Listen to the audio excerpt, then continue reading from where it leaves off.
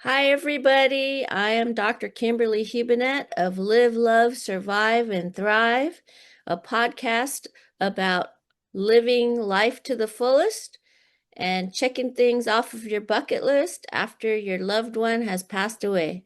And here today, I have a special guest, a friend of mine, and a great person that I've known for I want to say, for the past 5 years, I've known this person, and he is a very good dog trainer. His name is Troy McDaniel, and he is a dog behavior coach and self-published author. So I want to welcome you, Troy. How's it Hi, going today? thanks for having me. I'm doing well. Yeah. So I've known you for a long time. You have trained my dog, Dakota, and Mhm. you've been a really good asset to our little family here. You want to tell us a little bit about yourself and what you do? Yeah, as Kimberly mentioned, I'm a dog trainer, dog behavior coach, and basically we help people to build better systems within their home. So a lot of people have dogs and they don't really have a structure. They don't really have things to do with the dog. So we would just come and give you the tools that you guys need so that you can have a nice, calm household. Yeah, definitely. And how long have you been doing this? I've been doing this for over 5 years. And what's unique about your training? Because you call yourself a dog uh, behavior coach instead of just a Mhm. dog trainer. You know, is there a difference between being a dog trainer and a dog behavior coach? Yeah, so the difference comes down to the results. So a dog trainer, traditionally they'll come and they'll actually train your dog. But the problem what we were noticing was that even though the trainer leaves, the dog isn't responding to the actual dog owners, the people that called the trainer. And so my approach is more personalized, it's more hands-on, and we get to the root of what it is that you guys are experiencing so that people can have a more harmonious and calm household, because we know people are, working, people have kids, there's a lot going on in just everyday life. So if we have an animal that is mismanaged, it can create more confusion and more stress than possible than what you need. And so we come and we de-escalate that stress and we help you guys to deal with the dog in more efficient ways, not just telling the dog a command and expecting the dog to just obey, but knowing the tools and knowing what to do to actually help the dog understand what it is that you guys want. Yeah, and like for how does it correlate to my podcast, Live, Love, Survive, Thrive? I mean, when I met you, I had lost my husband of 20 years, and I had like necessity of having this. I had a depressed dog, and I wanted to open my family to another dog so that my other dog wouldn't be so depressed. And then I also had the challenge of having my new dog learn how to be reacting with my new family as a new family member.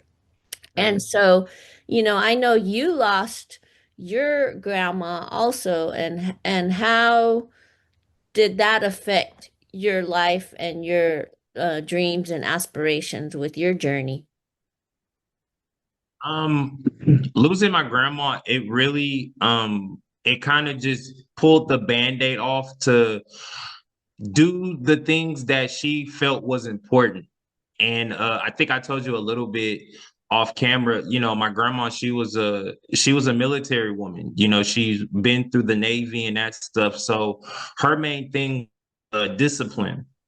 It was structured. And so after I lost her, I didn't have that person to remind me of the structure and the responsibility that is needed.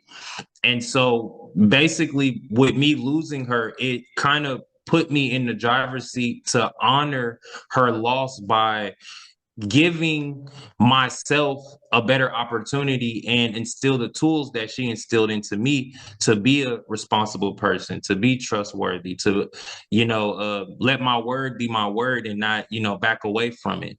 So to anybody that did lose somebody that is trying to figure out what to do next, that would be like one of the first things that I would tell someone is, what was it that they were really passionate about? What was it that you guys really talked about?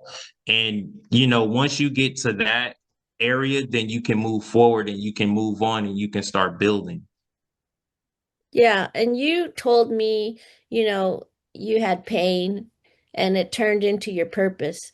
And there were ways that now you serve others because of your journey. So can you tell me a little bit about that? A lot of my clients, they go through the loss of not just people but other animals, like you mentioned, Roscoe. I remember Roscoe. And what we do is we try to help make the confusing not really clear purpose of why they got the dog, and we try to make it clear and balanced, because a lot of the clients that come to me, they are dealing with the loss and they are trying to fulfill that void with another dog. And some people may look at it as being selfish, but when I work with these people and I see that they're determined, they're giving the effort, they're not, so easily to throw in the towel, that shows me that that's a person who's willing to grow and learn with, losing another dog or losing another individual. And so part of what I do is I help people to build an expectation that gives them the space and the room to move forward. Yeah, and a lot of times that, when people are sad or depressed and they need something or somebody to talk to, sometimes a pet really does open your life up to move forward, huh? Yeah, But you because it also, gives, I'm go sorry, ahead. go ahead. It just gives you a new sense of purpose. Some people are so dependent on another individual or a certain animal, and so they'll feed their attention into that one particular person or animal. And so when you grow dependent and just comfortable with focusing on, that person or that dog, it becomes difficult and uncomfortable to move through life without that person being there or that dog being there. So that's part of, my biggest, purpose and mission is to help people to move on and to be stronger than before. Mm-hmm. Yeah. Um, do you have like how many clients would you say need this kind of thing? How many people are like dependent on their dogs? I would Or say I would say about 60% of my clients come to me because they're dealing with a loss either of a human or a loss from a dog that they previously had, which is no longer in the picture. is it hard for them to like, do they project their life or their on their dog? Like my, let's say you have like some people like buy the same or get the same kind of dog, thinking that it's going to be the same dog, like personality. Is that true, or is it not true that all those same kind of dogs are the same kind of personality? Yeah, that's funny you say that. That's almost like saying, people that come from a certain region, they all have the same personality. They all act the same, but we're all different. We're all unique in our own ways. And it's the same thing with dogs. Some people they get a Rottweiler. And this is so common. I have people that will get a Rottweiler and they'll compare it to, oh, well, I had a Rottweiler when I was 5. And so now you're 35 and it's like, whoa, wait a minute. That's a whole we don't deal with dogs the same way that we used to, 20 years ago. We don't do that no more. You can't leave dogs outside. You can't, do certain things. And so that's where I kind of come and I help them to build realistic expectations. Some people get dogs with already an idea, and then when they get the dog, if the expectations doesn't meet what their idea was, then they're ready to get rid of the dog. And so that's where we come in to kind of like help people to build realistic expectations and just a framework on this is how it's going to be as you guys are moving and going out throughout life. You guys are going to get up in the morning, you guys are going to do this, you guys are going to do that. And this is what helps the person that lost somebody become more independent, become more of a leader, because this dog is expecting me to get up, take them out, do this, do that. So you don't have time to really meditate on the loss of the individual. Yeah, I mean, like it forced me, I know, to get up and go for a walk. It forced me to get up and take, my dog outside or, those kind of things. And, if I didn't do that, maybe I'd be laying in bed all day long, sulking or something, sadness. I'm not like trying to say that having the dog is going to be like the everything, but it also gave me purpose to get up out of bed, to move forward, to do something. And it also helped me stay energy focused and at least exercise a little bit, you know? Right, because you like you said, you could not have a dog and you could be laying in bed and you can turn to the side to where, your husband used to be, and that split second now you're going down memory lane, and now all of this anxiety now is closing you in and you don't have an outlet. You don't have a dog that can, come in the room that can, oh, okay, let me take her out. Let's go to the park. Let's do this. So yeah, so dogs do help people in a big way to get over the loss of individuals. You're absolutely right. Yeah.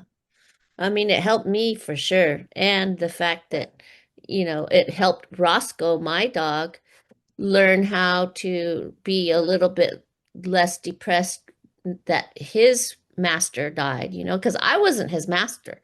My husband was Roscoe's leader. And then I got Dakota, and now Dakota and he were together, and I had hoped that they would, form a bond and he would be less depressed too, you know? Mhm. And so does that really happen? I mean, do we expect that that would happen in a dog? That they would feel like responsible also for another dog?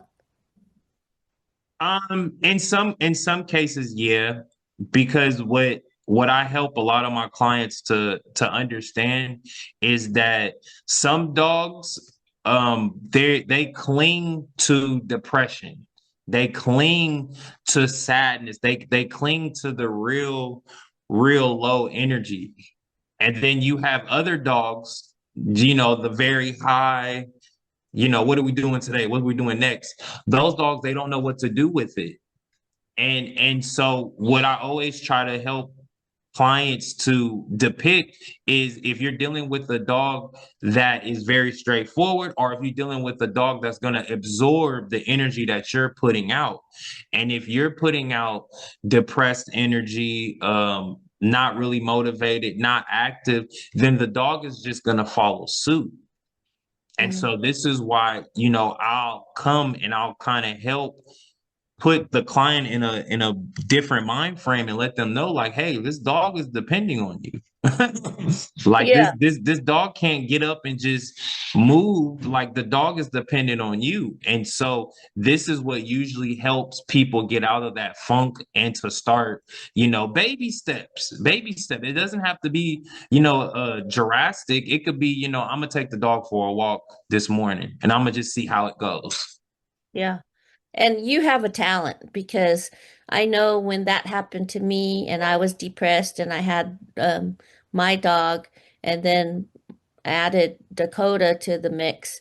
I mean, you have a talent, and I know that you can read dogs really well. And do you think that it was because of your journey in life, or what do you think? How did you get into the dogs, psychology?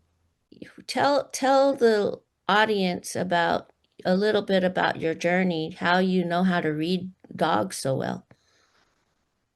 So I was a part of a program they did for incarcerated inmates called the Positive Change Program. And so there it was a pilot program to teach inmates how to read and to train dogs using dog psychology. And I took those tools once I was released from the program and I actually started to use it. And what I started where I started was a daycare. I started at a daycare and I started noticing a lot of the dog's behavior issues because I'm in the group and I can read it. And a lot of the other handlers they don't understand. They just know, hey, if the dog's doing this, put a leash on him and put him in the crate. And I'm trying to explain to them, like, no, the dog is doing this because of this. No, you guys keep doing this. The dog is gonna. So after a while working at the daycares, it started to become more stressful, knowing all the stuff that I know, then being easier, seeing that, hey, he knows about dogs, so this should be a walk in the park. So I eventually started my own business. And from there, I started to work with a lot of dogs and started to meet a lot of different clients, a lot of different cultures. And so it kind of helped me to pinpoint my purpose and to kind of see where the mix was. And so that's where I started to actually take my talents and started helping people. I found you, I helped you with Dakota. And then from there, it just kind of just took off. It was just a wildfire. Your heart is so special and your personality is so special that, it you have been part of our little family, for all this time, and you've helped Dakota like, gosh, I mean, first it was like 2 weeks with you. And then, then we went to like every week or something. And then we went to every other week. And then now we were at once a month. And, I'm never gonna not depend on you for some sort of a uptake or upbringing and, training and so forth, because you are a special, intuitive trainer. Are the one question that I want to ask you is, what does live, love, survive, and thrive mean to you? And how has that, you can pick one of the four things, or you can give us a little bit of information about each one of those: live, love, survive, and thrive, and how that keeps you pressing forward with life. So I'm gonna do it for all of them. Okay. So for live to me is to continue to be inspired, continue to learn, continue to dream, continue to get to the bottom of a lot of the things that you're curious about. Love is to be passionate about whatever it is that you find and to continue to do it with all your heart. So whatever that thing is that you find to do it with love. Survive is continuously pressing forward, continuously be inspired, continue to love what you're doing, and to thrive is just to rinse and repeat. There you go. That's great. Do you have a little story about any one of your particular clients that you'd like to share with the audience? So I had a lot of clients that dealt with, losing an individual or even just dealing with a new dog that they're trying to replace, for the family. And so I had this one family whose son had a slight case of autism, and so they had just got a dog, and the dog didn't like going in the car, which is common for a lot of pet owners. The dog doesn't like riding in the car. And so I came to help them to get the dog, in the car and to be comfortable. And the funny thing is how I did it was I just, I took the leash and I got in the back seat of the car. And then the dog followed me in the backseat of the car. And then I told them, all right, just shut the door. And then they shut the door. And then me and the dog just sat in the car. And then I opened the door. Then we got out. And then I told them, okay, I want everybody to do what I just did with the dog. Mm-hmm. And so everybody, one by one, they took the leash, they got the dog in. And what I did was I took a situation that was associated with stress and I turned it into a family filled activity in which everybody's on sync. Because normally what the routine is that we have to get in the car. Okay, you get the kids. Okay, I'm gonna go get the car ready. So it's like everybody's out of sync. So me just doing that exercise with the family helped the dog to see that he was part of the family and make it easier for him to be comfortable in the car. So Nice. that was one session that it was fun for me to do, and it was also a good feeling to see that I could get them results, right then and there, and explain to them why, I was able to get those results. Nice. So, would there be one or two things that you would like to say to our listeners about what you do and how we can get in touch with you if there was ever something that, you were, would they would be interested in following you or anything like that? Sure. If you guys want more information on dog behavior coaching or just resources, you guys can visit packrunit.net. That's PACKRUNIT.net. I'm also on Instagram, Troy DeBoy _7. And you guys can find me at Facebook under Troy McDaniel. Um, so, just because well, where you are located in Northern California, can you do things for people like in other countries or other parts of the world or parts of the state also? Or do you have to like go to them? We do Zoom sessions, virtual sessions, which with my experience and expertise, I can still help and guide you over a Zoom session. And it's kind of funny, the furthest I've ever helped a client through a Zoom session was England. Wow. Yeah, the lady in England, and she had a dog that was very it's just very hyperactive when guests come over, very bouncy, bitey. And so I did a virtual session with her and we were able to cure the issue that she was having. It was an underlying issue that I had to work with her, but eventually, and the results was that the dog didn't do that anymore. Wow, that's so neat. All the way from London, huh? That is cool. I didn't even need a passport. Yeah. So, I mean, like now that we have the internet and we can stretch and talk to people from all over the world, it's great to find ways to connect with people. And even with this podcast, I mean, I'm connecting with all these people that maybe I wouldn't have connected with before.